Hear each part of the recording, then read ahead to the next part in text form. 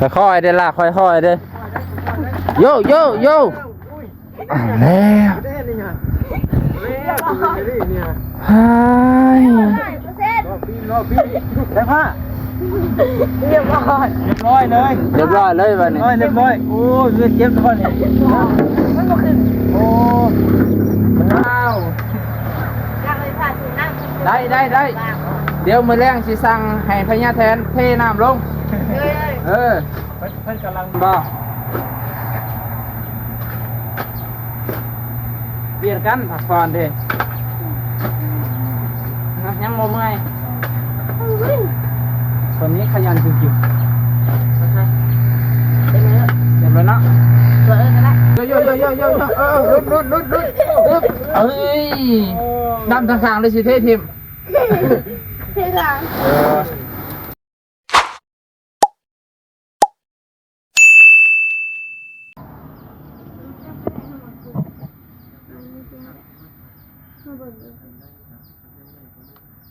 ตัดเล็บให้น้องทรายเพิ่นเด้อแค่นั้นเล็บเพิ่นแบบยาวแบบป๊าดต้องตัดเล็บเด้อทำเด้อมีตาเล็บบักคักๆนึงเพิ่นบ่ตัดเล็บเพิ่นเด้เฮ็ดอยู่แพร่แว่ตัดเล็บไปเฮ็ดหยังต่อไปนี่คนดินบ่ได้แล้วคนละ5ล้อได้หรือเปล่าเอา5ล้อบ่เริ่มใหม่หรือจับเอาแต่หารอบบ่เริ่มใหม่บ่จักรอบเริ่มใหม่เด้อบ่ได้ครบ5รอบแล้วก็เริ่มรอบใหม่เด้อจนมันเต็มคุมพอได้บ่เอ้ากระแสมันสิแล้วแหละให้บอกจะบอกคนในคนอ่าน เอาสมมุติว่าอันนี้เนาะข่อยเจ้านี่5ล้อแล้วก็ข่อย5ล้อบาง5ล้อฮอดบาง5ล้อแล้วก็เวียนมาหาเจ้าแบบนี้เด้เข้าใจแบบนั้นได้ไม่สิเอา5ล้อมัดมือ5ล้อเบิดมือก็โอ้มันก็บ่เต็มแล้วมันก็บ่แล้วพร้อมแล้วแต่ฝนตกมาใครแน่นอนให้ฝนสาดเขาเลยใช่ป่ะเอาฝนกินไว้ฝนตกมามันก็สาดเขาเลยดีบ่ใส่ฟ้าดีว่าจะว่ามันบ่มน้ำไปเลยดิโอ้เล็บเพิ่นนี่ตัดแน่ก็ยันนิ้วขาดอยู่เด้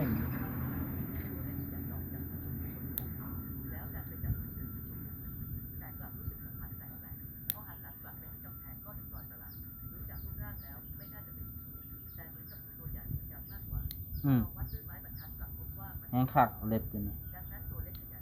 โอ้ฮันเด้สะอาดขึ้นเลยเด้เบิ่ง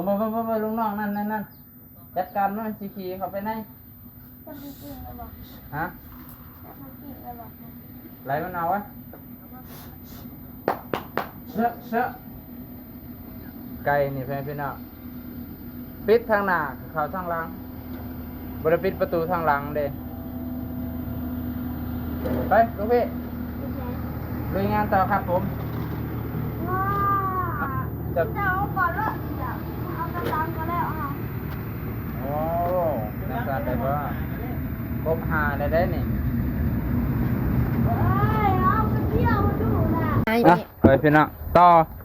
เบิ่งล่ะเบิ่งยินทางนี้ไหลยินจะสิยู่บ่หรือไฟสิยู่ให้ใส่ผ้าก่อนเนาะเอาอยู่ไปครับ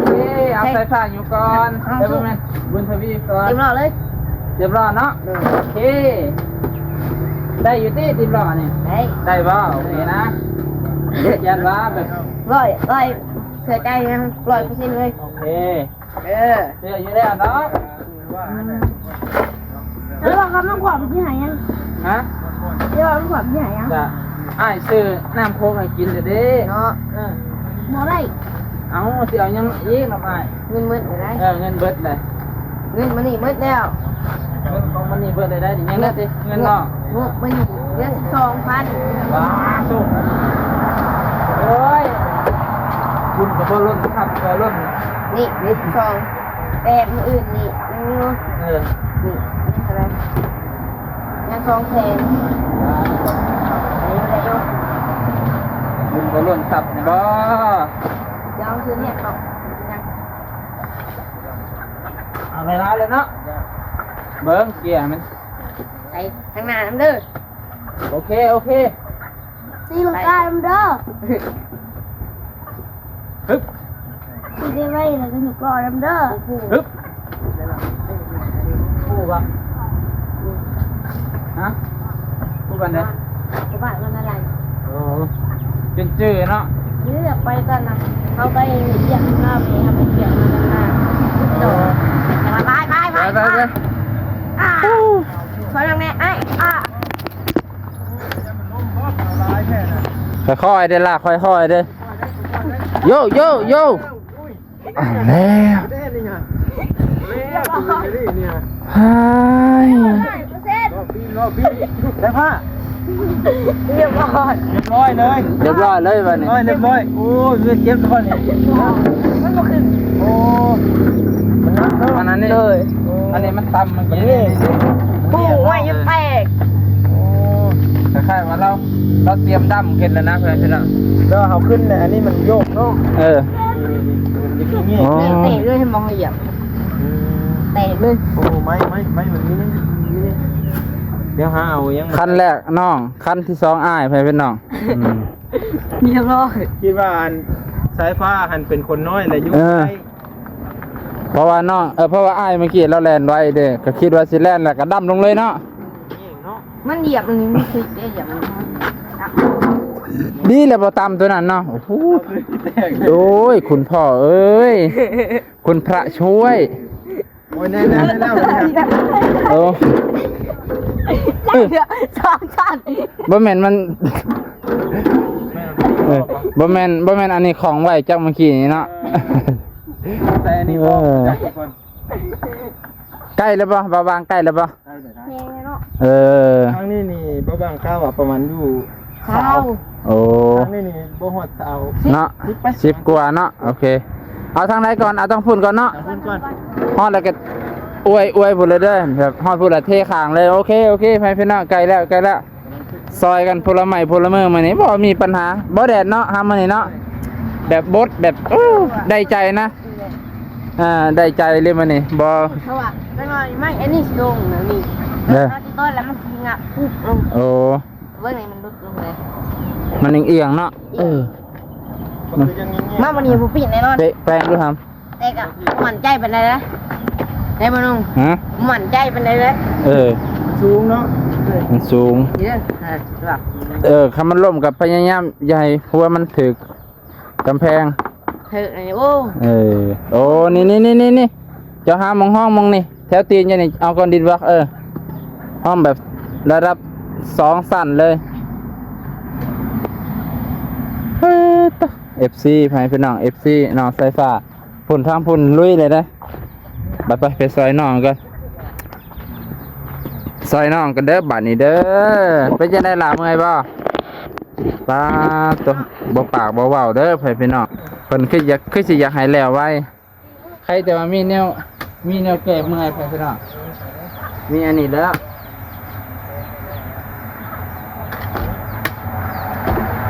มีน้ำโคกและแตงโมตัวนี้บ่แม่นเด้อพี่น้องบ่แม่นเด้อขาหมดมาล่ะมาสิชวนให้จะสิพุดบ่หรือจะสิยุ่งยุ่งเองโอเคเอาหลายบ่ ร้าย หลาย เอาสามกี้เลย ฮะ เอาสามกี้นี่ เอาเข้าเมื่อกี้นี่ยันมันล่มเด้ยันบ่เต็มจักเทื่อนี่แหละ มานุ่ง ครับผม สูบน้ำเด้อเจ้ากันเลย ว้าว น้ำเลยผ่าสูบน้ำ ได้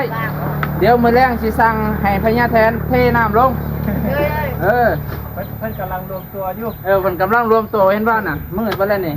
โอเค เออ ไปเลย บ่ต้องยาก มาตอนนี้เลยพบกันขันเลย สายผ้า อันมานุ่งถ้าอันนุ่งมามันก็มือถือว่ามันเป็นนอกเลยมันก็ถือได้ หาแนวตรงทางหลังดิ ถ้าว่าเอาอะไรจะซีออกว่า มาเอาไว้ มั่งออกเสื้อเนาะโอ้ยเขาเห็ดผิดเลยเด้อนี่ ม ก็ได้คนตกแล้วเอาไปใส่ยิงคนได้มันก็ปึ๊กแทะบัดต้นแหล่มาเด้บัดที่ห้องอยู่ล่ะให้เอาสมัยอยู่ใช่มึงงัดปึ๊กเด้อหรือเปล่าเด้อถ้าพ้นบุตกเด้อถ้าพ้นตกเท่านั้นบุถือคือเก่ามึงไกชูน้ำคือเก่า แม่น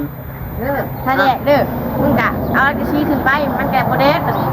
ปึ๊กหน่อย ไป คนสมองลายน่ะมึงกะยังมึงกะว่าต้องอยากชุดน้ำพ้นตกมึงเอาหน้ากันทางนอก แม่ลืมเทข้างเอามาข้างซ้ายก่อนอยากให้หูมันเต็มโอเคไปพี่น้องบรรยากาศมวนๆคือคืนพุ่นไก่น้องสายฟ้าเต็มทงหน้าอุ้ยสิอ่อนเด้ ไม่ได้อยู่ร้ายเดียว บ่ได้อยากอยู่บ่โอเคอยากอยู่ก็อยากอยู่ล่ะเดี๋ยวพูดให้อยู่ม่วนๆไปพี่น้องบ่ต้องซีเรียสกับชีวิตมากมายมีหยังก็เฮ็ดไปมีหยังก็เฮ็ดไปบ่มีหยังก็อยู่ให้พี่น้อง ไม่มีคนกินเขาเราเอาเพลงเขาเอาปลาของปีกิน น้องว่าสิเอาปลาให้ปิ้งบ่าวนุ่มก็สิได้อำลาตอนบ่ายนี่แหละพี่น้อง จะชิมเมื่อบ่ อ้าวเมื่ออันนี้ก่อนไปเวียกก่อน เลย มานอนคืนละเสือ คืนหนึ่ง ไปกับเมื่อ กับเมื่อสายฟ้าจะไปอยากให้เมื่อ ลุงน้องมันตั้งก่อนไม่ทำอีก จะได้กับสิมาอยู่แล้วหลาย แม่ก็มองก่อน ได้ไม่หามาได้ใส่ชุดบิกินี่มาลกน้ เรื่องเงินนะ ำอยากได้ส่งคือเจ้าเนี่ยได้ส่งหัดลงน้ำยังเห็นว่าปีงครบหรือบ่ครบฮะตกหนักวันนี้ก็สิได้เมื่อนี่แหละทำเลย มือเดียว หนักก็ มือเดียว ไปสิไปทำบ่ลาบ่ไปฮึบ ดูด้วยโอ้หัวหน้าประเทศ หัวหน้าเพิ่นมาแล้วอย่าเทเทียมเด้อล่ะเด้อ ใช้หัวหน้าให้พอไว้ได้เลยมาเต้นคือเด้อเลย มีก้อนมีบ่ นะ มีก้อน มีอยู่เลย ทางพี่เด้อทางพี่เด้อย่ านอยู่เด้อพ่อพี่น้องลุ้นยาใส่ว่ายาคุณกิน เรียบร้อย หัดทำบอลน้อยได้เครื่องนึงเนาะได้เครื่องนึงออกเครื่องนึงก่อนเด้อแบบนี้ว่านะเพราะต้องกินมันจะเร็วไปเลยนะน้ำเนี่ยก็ต้องไปซึ่งทิศทางทางซึ่งทางนี้ก็ดีอยู่ โอเคเอาไหมผมมีปัญหา เรียบร้อยโรงเรียนจีนเพื่อนพี่น้อง เพื่อนเขาบ่นอันนี้ บ่ส่วนก็ยาป้าไว้ให้แหละ เรื่องอะไรให้ทุกที จะไหนเขาก็พูนตีนมันนี่พุทธอาทานนี่ใกล้สิเพียงแล้วเพื่อนพี่น้อง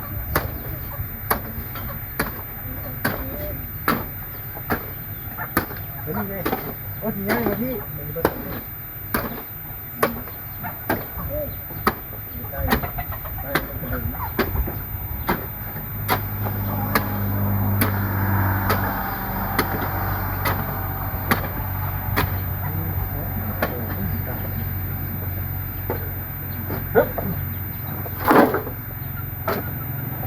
ได้บ่ เฮ้ยนี่แหละสุดยอด ในที่เห็บเลยนะจะมีอะไรบ้าง ยังมีแต่วันแท็ก ดูเอ็นได้ ยูเอป่ะเบาหลายได้อสันโอเคสันนี่แหละ เอาไหม จะไหนเส้นเสียมมันจะบ่เต็มจักเทื่อ แกมือบอก แปลว่าแก้มือนะ แก้มือเพิ่นน่ะโอเคแก้มือก็แก้ มีได้ไก่ เราจะแก้ตรง ปิดทีเดียว ไม่โยนมาลุกไปเลยเอาเล่นสองข้างตึ๊บออกเลยสองคนเลย ตึ๊บ กินนะเล่นมันหอมมันได้รู้สึก เพราะมันขึ้นโน่นแล้วมันนักขึ้นเนาะ นักอยู่อ่ะ กับไทยมีสะบุ้ยหวยมีนักได้ขมมัน เจ็บตีแสดงตรงนี้เลยฮะ เท้าคู่แผนเต้ดูหน้าเท้าดู ตัว รับรถดำง่ายๆลึกๆเลยนะ พี่หนูก่อนใครหน้า ร้อย ฮะ นั่นเนาะลองไม่อยากปีนใครหน้าอยู่กัน แต่ว่ามันที่ว่า10ล้ออยู่บ่นี่ล้อนึงมันเต็มได้บ่นี่ ตาตัว ประมาณ5ล้อนี่จะเต็มนะ เบิ่งคือว่า10ล้อสิเต็มเนาะ อันนี้12 13หรอ อันนี้ให้อ้ายอยู่เด้อ จังนี้เอามาใส่ ยังไม่หายเอาอยู่บ่โอเคเอาอยู่ ใครนี่ไม่หันมันเก็บไป ใส่ลูกมันเห็นใหญ่ มันนัก เอา ซุกฮะ เปลี่ยนก็ไม่ล่ะเปลี่ยนก็ไม่โอ้ยสุกไว้อ้ายสุกเดียวนึง นี่ลูกไม่หรอก ตัว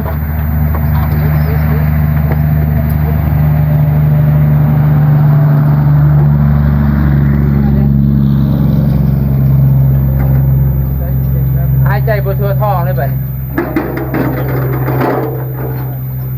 อยากจะดิ้งดิ แต่นั่นเมื่อยแล้วจังดิ มาเดี๋ยวซ้อนแหง ว่ามันฮ้อนแบบเอานะทุกคนบ่มีลมบ่มีแรงเลยนี่ฮะ เอ้ย บ่มีลมเลยทุกคน ตอนนี้ประมาณ ฮะไปได้ ชาวะ ปลาตะนาน ชาวะ อย่าดิผมเป็นยัง แข็งแห้งได้ภาพว่าวันนี้ฮะ ไปป่าหน่อยนึงเดี๋ยวน้องไปเททิ้งอีก ไอ้ที่ป้าหยุดรอวะ เรียบร้อย ฮะโอ้ก็ ไปได้แม่ง โอเคไปพี่น้องเดี๋ยวถ้าเบิ่งบรรยากาศตอนต่อไป ตอนนี้น้องๆเพิ่นกำลังขุดเพิ่นนึงขุดเพิ่นนึงส่วนเพิ่นนึงยู่เพิ่นนึงดำครับผมเฮ้ยแล้วลูกพี่เฮานี่ เอามาดิโอ้ยลืมก็ห้องไหนเถอะ โอ้ เจ้ามาดิ คอยเด้อลูกพี่เด้อ ลมไหนช่วยนะเอ็ด ตายแท้ๆบัดนี้ มาลงช่วยหน่อยเด้อขึ้นหน่อยเด้อขึ้นรถดำเนี่ย เอาค่อยๆได้อลูกพี่เด้อเอาค่อยๆได้ ไปได้ลูกพี่ เอ็ด โยรุดเอ้ยดำทางๆเลยสิเททิม เท่จัง ต้องคิดว่าเป็นสิเททิมคืนวิทย์ไอ้เททิมก็ห้วยงานนี้ก็ เริ่มไม่เท่ากัน ให้มันนุ่นๆโลดเพื่อเฮาบ่มน้ำมันยุบลงเด้เนาะแม่นบ่สายฟ้าตัวสุดยอดเลยพี่น้องบรรยากาศช่วงเช้ากับแบบนี้แล้วก็บ่ได้เช้าเลยเด้อพี่น้องตอนนี้9:52 นาทีแล้วถ้าเบิ่งตอนมันเต็มเด้อพี่น้องอันนี้ก็สิจบเพียงเท่านี้ก่อนเบาน้องก็สิหายใจน้ำเกือบบ่ทันตัวเฮ็ดไปน้ำมวนไปน้ำมันก็มีความสุขพี่น้องอย่าไปซีเรียสกับชีวิตหยังมากมายชีวิตนี่เกิดมาแค่ตัวเดียวใช้ชีวิตให้มีความสุขสู้ๆเนาะบุทวีไป ไปดี เด้อ อายุเด้อ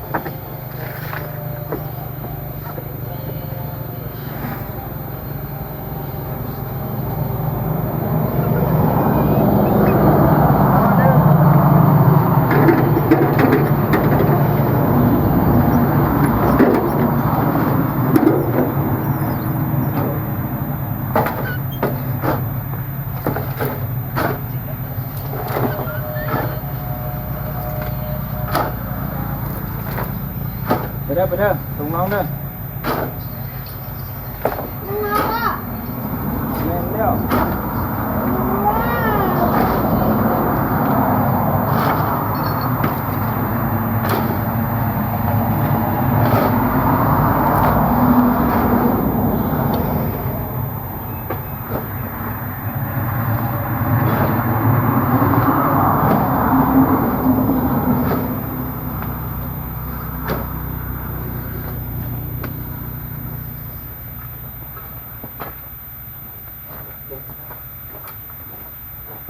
ตัวไปพี่น้อง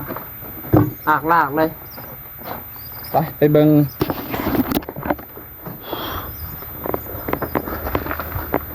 น้ำเบาบางพอดีเลยเนาะ คอยทอกก็ได้ คอยเกียร์มันนะกันนี่ก็เกียร์ไปพี่น้องเรียบร้อยเลยเด้อพี่น้องลุงป่าลุงสำเร็จเสร็จสิ้นพอดีอีกเหลือ3 ล้อเลยพี่น้องพอดีให้น้องเพิ่นพักพอเมื่อกี้ก็ลุยกับน้อง3-4 คนนั่นแหละเพิ่นก็เมื่อยก็ให้เด็กน้อยเขาพัก